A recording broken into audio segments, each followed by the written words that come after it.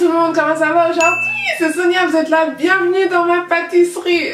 Sur ma chaîne désormais on va parler beaucoup de pâtisserie. Comment vous allez? Franchement j'espère que vous allez bien, moi ça va super bien. Avant de commencer cette vidéo, je voulais remercier Mehdi qui m'a envoyé une de mes recettes qu'il a reproduite. Il a reproduit la brioche Auntie Nathalie et ça me fait trop plaisir de vous voir interagir avec moi. Franchement quand vous mettez un commentaire ou un pouce en l'air, ça fait trop plaisir. Et c'est le tout premier abonné de ma chaîne qui reproduit une de mes recettes. Donc franchement si vous comptez reproduire certaines de mes recettes, n'hésitez vraiment pas à m'envoyer le tout sur Facebook, sur Instagram. Aujourd'hui je vous reviens avec une recette spéciale. Je me suis dit pourquoi pas vous présenter une tarte qui fait partie du répertoire de la pâtisserie française et remixer un tout petit peu à ma façon. Donc je me suis dit il faut que je prenne quand même un fruit de saison, la poire. Ça tombe vraiment parfaitement avec la saison de l'automne-hiver en quelque sorte. Vraiment c'est vraiment un dessert qui colle parfaitement avec la saison, qui est vraiment délicieux, esquive et qui est simplement élaboré. Moi je vous le dis vraiment, si vous préparez une tarte de la sorte chez vous, tout le monde va être super épaté. J'espère vraiment que vous allez apprécier cette vidéo. N'oubliez pas de partager, de commenter, que ça bouge quoi, que voilà, que... En bref, j'espère vraiment que tout va bien chez vous et on se voit très bientôt avec une autre recette de pâtisserie. Ciao!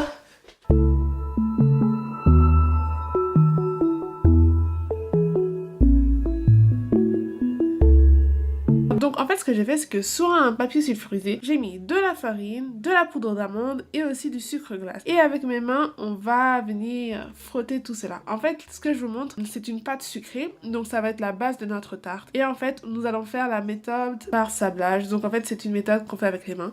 Donc je suis venue simplement rajouter le beurre que j'avais coupé en dés. Et avec mes mains je vais venir fouetter le tout délicatement. Franchement j'aime beaucoup faire ça à la main. C'est vraiment toujours un moment très joyeux pour moi de faire cette pâte sucrée.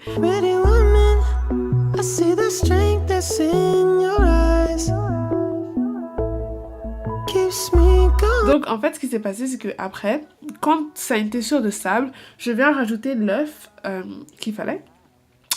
Et en fait, ce qui s'est passé, c'est qu'en fait, ma pâte était bien trop molle. Donc, j'ai rajouté un peu de farine.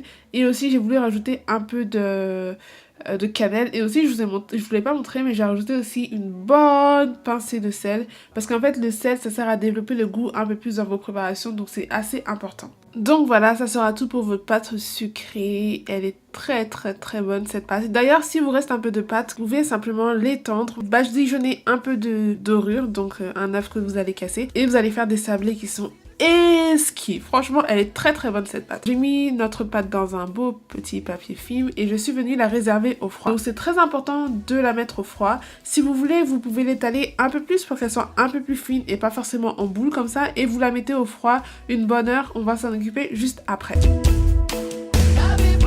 Pour la préparation de la garniture, j'ai décidé de rajouter 75 g de crème pâtissière à la crème frangipane. Mais les proportions proposées sont pour 200 g de crème pâtissière. Mais vous pouvez garder le reste de la crème pâtissière pour un flan par exemple. Simplement, vous venez mettre votre œuf à laquelle vous venez rajouter du sucre et vous blanchissez le tout. Quand le tout a bien blanchi, venez rajouter votre maïzena et vous mélangez le tout bien correctement. Au préalable, on avait mis du lait sur le feu dans lequel j'avais rajouté un peu de graines de vanille. Et quand vous voyez le lait bouillir de cette manière, venez rajouter la moitié de cette préparation dans votre mélange d'œufs, de sucre et de maïzena. Vous mélangez le tout et vous venez mettre tout cela encore dans l'autre moitié du lait et vous mélangez. C'est une crème assez compliquée à faire parce qu'il faut vraiment bien mélanger. Vous voyez que j'étais vraiment en train de donner tout ce que je pouvais pour avoir une belle crème et pour pas que ça crame. Donc vous mettez sur le feu et vous la faites bouillir. Une crème pâtissière, ça doit bouillir. Et donc après vous venez débarrasser votre crème pâtissière dans un bol de cette manière. Vous mettez un film plastique et vous allez mettre le tout au frigo. Et maintenant, nous allons nous attaquer à la crème d'amande. Simplement, venez mettre un peu de beurre que vous venez bien mélanger de cette manière. Ce que vous allez faire, c'est que vous allez venir rajouter votre sucre. Donc du sucre semoule simplement. Et après, quand cela aura bien tourné, venez rajouter l'œuf qu'il faut pour cette préparation. Et tout de suite, quand vous avez rajouté l'œuf, moi, je suis venue rajouter la poudre d'amande. Et voilà, c'était tout pour notre crème d'amande. Franchement, il n'y a pas plus simple.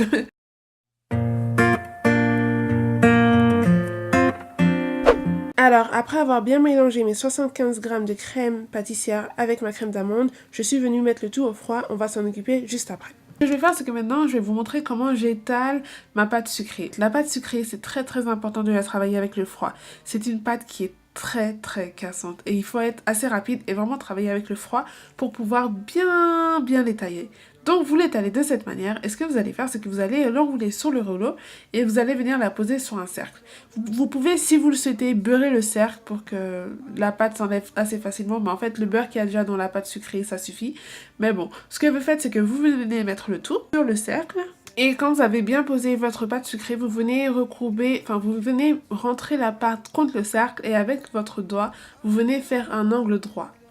C'est très important d'avoir un angle droit si vous utilisez un cercle. Si vous avez pas de cercle à la maison, honnêtement, je vous en veux pas. Utilisez un moule à tarte que vous pouvez trouver dans le commerce, ça va très bien aussi. Ce que j'ai fait, c'est que je suis venue replacer la pâte de cette manière pour faire un joli angle droit. J'espère que je vous explique bien. Vous avez juste à essayer d'avoir franchement des bords assez nets.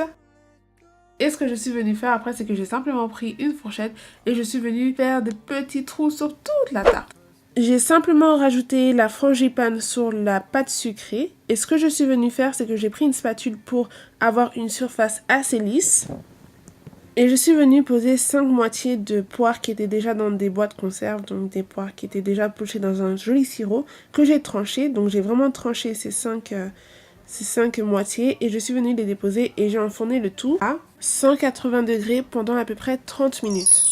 Et voilà le résultat, notre jolie tarte. J'ai simplement nappé le tout avec un nappage que j'ai trouvé chez Carrefour de la marque Asa.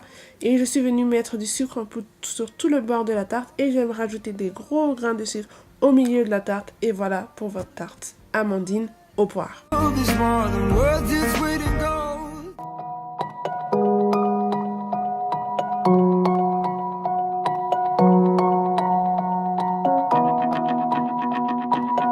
Il faudra vous munir de 200 g de sucre brun, de 200 g de carottes.